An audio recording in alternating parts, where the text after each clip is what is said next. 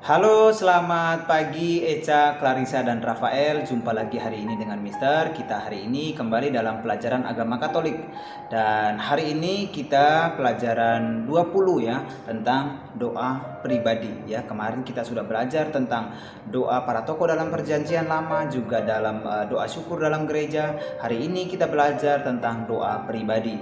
Nah, Mister berharap Mister menjumpai Eca, Clarissa, juga keluarga semua di rumah dalam keadaan yang sehat ya. Nah, sebelum kita belajar materi kita pada hari ini tentang doa pribadi, kita terlebih dahulu pastinya memohon kepada Tuhan untuk Tuhan senantiasa hadir dalam pertemuan kita supaya kita bisa belajar dengan baik hari ini, bisa juga memahami, juga bisa melakukannya di dalam kehidupan kita setiap hari ya. Kita berdoa, kita ambil sikap berdoa. Dalam nama Bapa dan Putra dan Roh Kudus. Amin. Allah Bapa yang Maha Kasih, ajarilah kami untuk berdoa dengan baik seperti yang diajarkan oleh Yesus Putramu kepada kami. Demi Kristus Tuhan dan pengantara kami. Amin.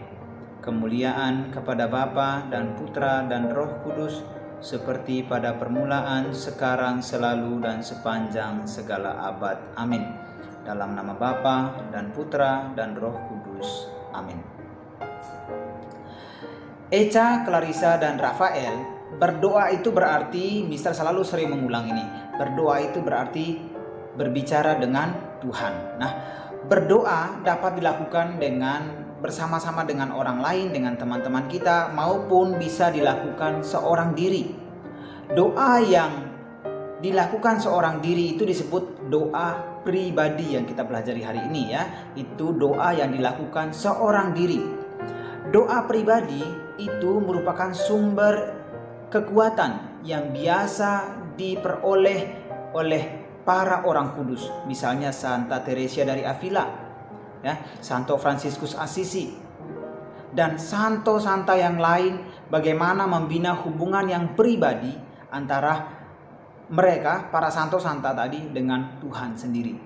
Ya, itu disebut dengan doa pribadi. Namun, walaupun para santo-santa tadi juga mempunyai doa pribadi kepada Tuhan, kita memiliki teladan iman, teladan dalam hidup berdoa. Dalam hidup doa itu siapa? Yakni Tuhan Yesus sendiri ya. Tuhan Yesus sendiri sebagai teladan kita dalam berdoa. Bagaimana kita berbicara dengan Tuhan dan juga mendengarkan Tuhan ya. Tuhan Yesus mengatakan bahwa apabila kamu berdoa, janganlah berdoa seperti orang-orang munafik. Mereka suka mengucapkan doanya dengan berdiri di rumah-rumah ibadah dan tikungan-tikungan jalan raya, supaya mereka dilihat orang. Aku berkata kepadamu, sesungguhnya mereka sudah mendapat upahnya. Jadi kita berdoa itu nanti ada aturannya, ada syarat-syaratnya, atau ada cara-caranya kita berdoa menurut Tuhan Yesus. Salah satunya adalah berdoalah di tempat yang tersembunyi supaya tidak dilihat oleh orang lain ya. Doa pribadi itu mencerminkan atau menggambarkan relasi kita dengan Tuhan. Nah, dalam doa pribadi kita bisa bercakap-cakap, bisa berbicara dengan Tuhan secara pribadi, juga kita bisa mendengarkan Tuhan berbicara dengan kita.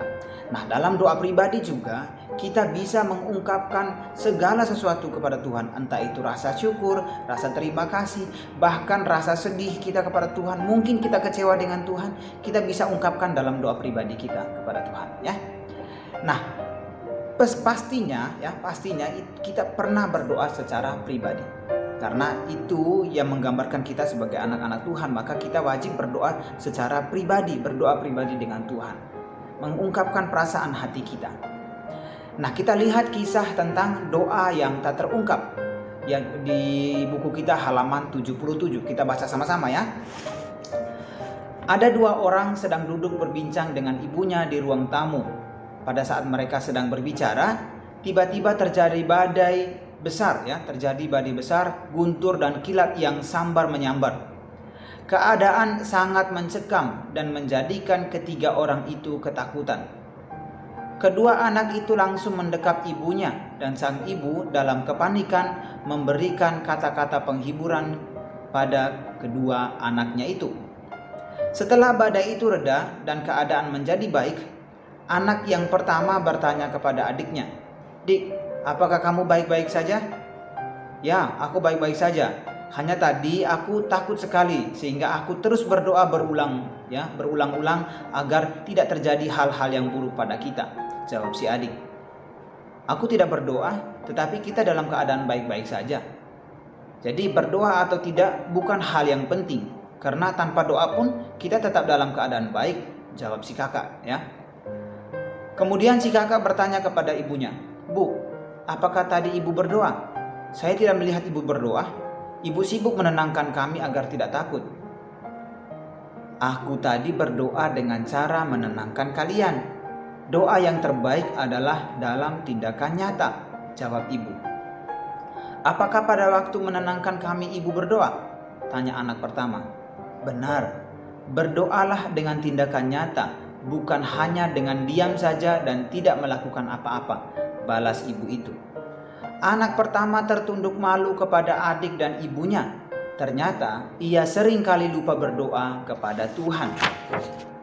Anak itu mulai menyadari bahwa kepanikan dan ketakutan sebenarnya berbahaya dalam kehidupan ini.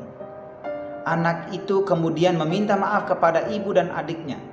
Ternyata doa ibu dan adiknya telah mengubah sikap mereka untuk menghadapi berbagai bencana. Salah satunya adalah dengan ketenangan hati. Maka sejak saat itu mereka berjanji untuk berdoa secara pribadi dalam menghadapi berbagai macam hal. Itu dia cerita tentang bagaimana menghadapi bencana dengan berdoa di dalam hati, atau menghadapi masalah dengan berdoa dalam hati.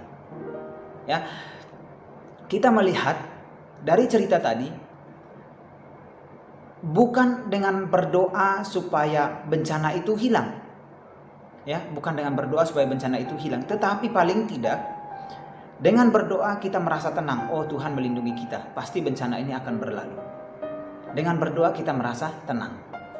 Nah, berikut ini mari kita tonton bersama video di mana Tuhan Yesus mengajarkan cara berdoa. Tuhan Yesus mengajarkan cara bagaimana kita berdoa kepada murid-muridnya dan juga kepada kita semua yang percaya kepadanya. Bagaimana itu berdoa? Kita lihat dalam video berikut ini. That you do not do your alms before men to be seen of them. Otherwise ye have no reward of your Father which is in heaven. Therefore when thou doest thine alms, do not sound a trumpet before thee as the hypocrites do in the synagogues and in the streets, that they may have glory of men. Verily I say unto you, they have their reward. And when thou prayest, thou shalt not be as the hypocrites are, for they love to pray standing in the synagogues and in the corners of the streets, that they may be seen of men. Verily I say unto you, they have their reward. But thou, when thou prayest, enter into thy closet, and when thou hast shut thy door, pray to thy Father which is in secret. And thy Father which seeth in secret shall reward thee openly. But when ye pray, use not vain repetitions as the heathen do, for they think that they shall be heard for their much speaking. Be not ye therefore like unto them. For your Father knoweth what things ye have need of before ye ask him. After this manner, therefore, pray ye.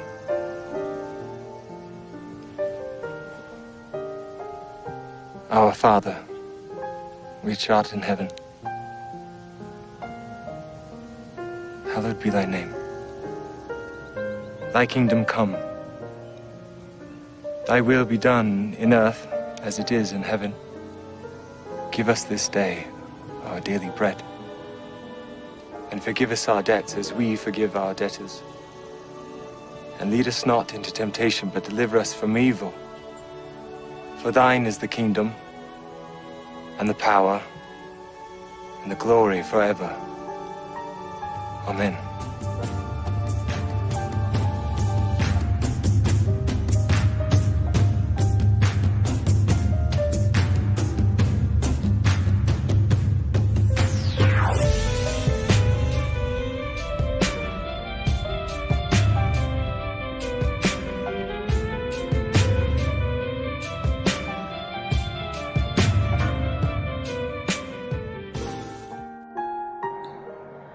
Nah, Echa, Clarissa, dan Rafael, kita telah menonton video di mana Tuhan Yesus mengajarkan kita cara berdoa dan juga doa, ya, ada doa yang diajarkan oleh Tuhan Yesus kepada kita, yakni doa Bapa kami, ya.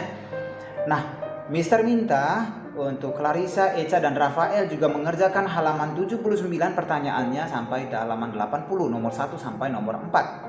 Nah, sifat-sifat doa yang baik dan benar, ya, sifat-sifat dari doa yang baik dan benar. Yang pertama, berdoalah dengan tekun, ya, berdoalah dengan tekun. Tuhan Yesus mengajarkan kita untuk meminta kepada Allah yang pasti akan mengabulkan segala permohonan kita. Mintalah, maka kamu akan diberikan kepadamu. Carilah, maka kamu akan mendapat.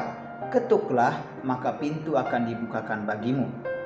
Nah, dalam Kisah Para Rasul juga selalu bertekun dalam doa, ya.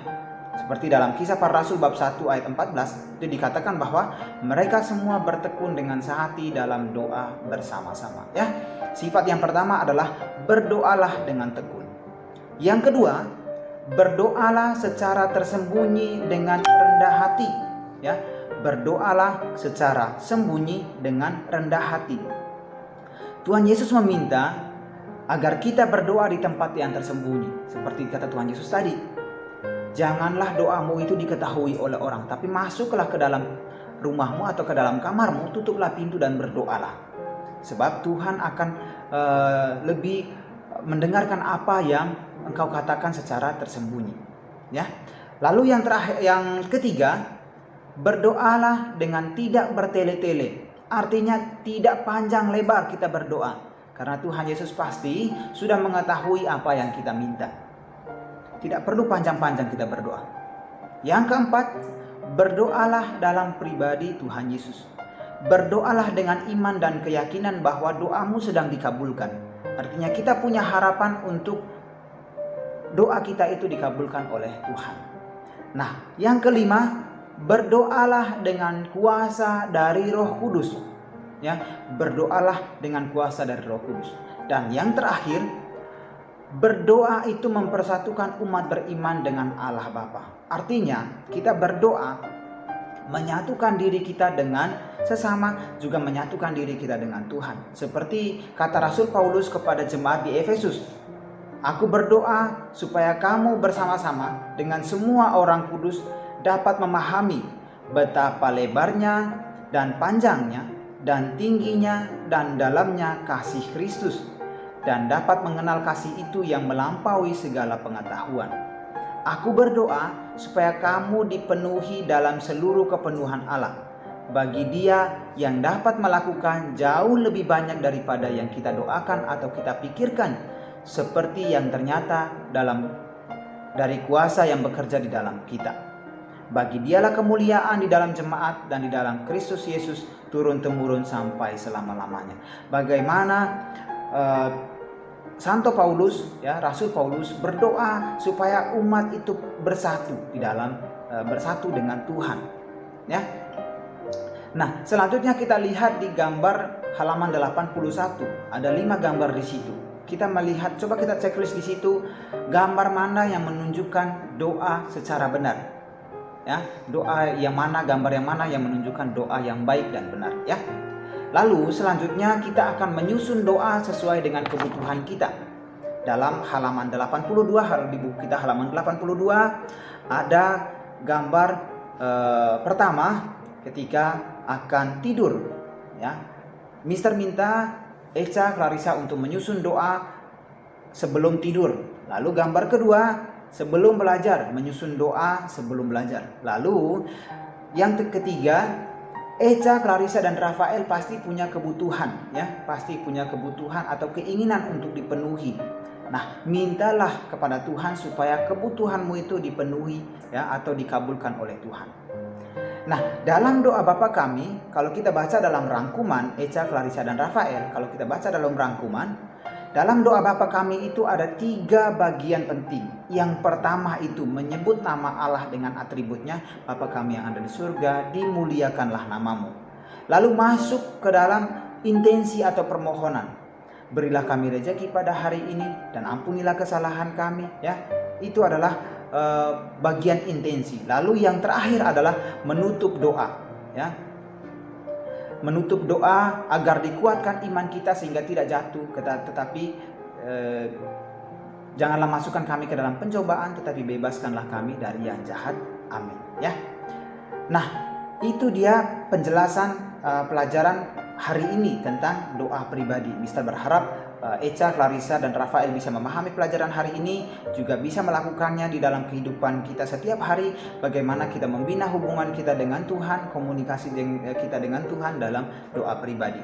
Selanjutnya Mister minta Clarissa, Echa, dan Rafael juga mengerjakan bagian evaluasi Romawi 1 dan Romawi 2. Romawi 1 yakni pilihan ganda, Romawi 2 bagian isian. Oke, itu saja pelajaran hari ini. Mister berharap Echa, Rafael, dan Clarissa mengerjakannya dan mengirimkan ke Mister ya. Itu saja pelajaran hari ini. Sampai jumpa minggu depan. Selamat pagi dan salam sehat nak.